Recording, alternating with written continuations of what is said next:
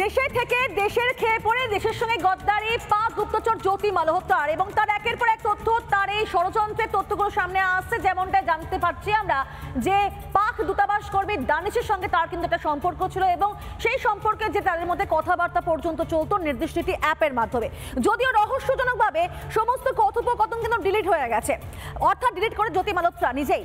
এবার সেই ডিলিট হওয়া কথোপকথনগুলো উদ্ধার করার চেষ্টা করছেন তদন্তকারী আধিকারিকরা। কিন্তু সমস্ত কিছুর মাঝখানে একটা সবচেয়ে বড় প্রশ্ন, তাহলে কি জ্যোতি মালহোত্রার মাধ্যমে তার চোখ দিয়ে আইএসআই নজর রাখতো ভারতের ওপর?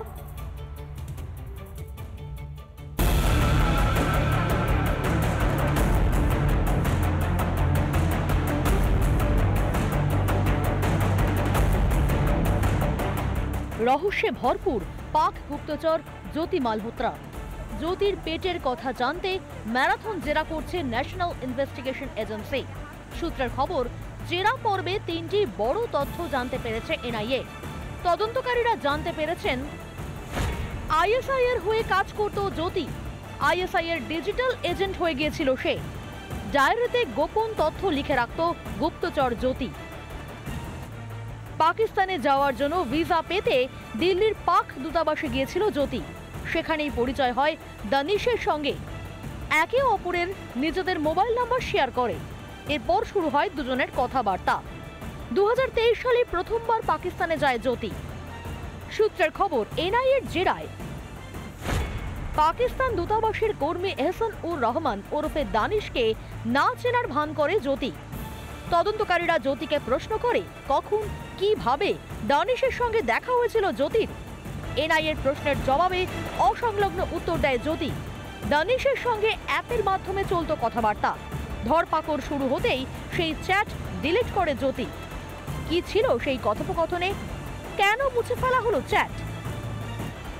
কি কি তথ্য দিয়েছিল শত্রু পাকিস্তানকে জ্যোতি? আইএসআই এর কোন কোন টাস্ক পূরণ করেছিল এই পাক গুপ্তচর? প্রশ্ন অনেক, যার জবাব পেতে মরিয়া এজেন্সির আধিকারিকেরা। রিপাবলিক বাংলা। ঘন ঘন বিদেশ সফর, আর বিদেশ সফরে যাওয়া মানে 7 তারা হোটেলে থাকবেন তিনি।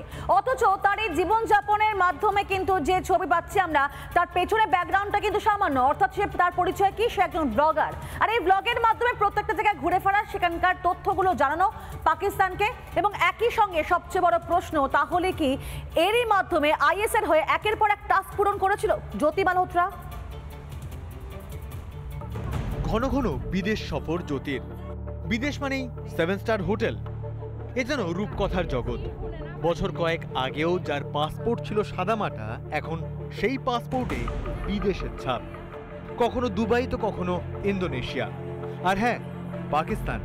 হরিয়ানার জ্যোতি মালহোত্রা, যার পরিচয় এখন দেশের শত্রু। আইএসআইয়ের সঙ্গে যোগসাজশ বাড়তেই বদলে যায় জ্যোতির জীবন। বিমানে বিজনেস ক্লাসে সফর, সুটকেস খুললেই ঝলমলে ডিজাইনার পোশাক। প্রশ্ন একটাই, এই টাকার উৎস কি? সামান্য একজন ইউটিউবারের কাছে এত টাকা কিভাবে আসে?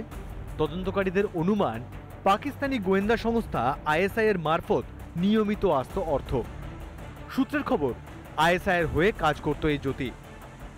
তদন্তকারীদের ভাবাচ্ছে একাধিক প্রশ্ন। কোথা থেকে আসতো তার বিদেশ ভ্রমণের টাকা? কার কথায় কেন প্রথমবার পাকিস্তানে যায় জ্যোতি? 2024-এ কেন ভিসার মেয়াদ বাড়ায় জ্যোতি? ভিডিও কন্টেন্ট তৈরি, ভিসা তৈরিতে কারা সাহায্য করত জ্যোতিকে? সূত্রের খবর, জ্যোতির থেকে এসব তথ্য জানতে চান তদন্তকারীরা। দানিশ ছাড়া পাকিস্তানের আর কার কার সঙ্গে কথা হতো জ্যোতির? পেহেলগাঁও হামলার পর পাকিস্তানে কার সঙ্গে যোগাযোগ হয় জ্যোতির? তাও জানতে চায় এনআইএ। রিপাবলিক বাংলা। নানা ধরনের কন্টেন্ট দেখার জন্য লাইক করুন, শেয়ার করুন আমাদের ফেসবুক পেজ, সাবস্ক্রাইব করুন আমাদের ইউটিউব চ্যানেল। পাশাপাশি অন্যান্য ব্রেকিং নিউজের জন্য অবশ্যই চোখ রাখুন রিপাবলিক বাংলায়।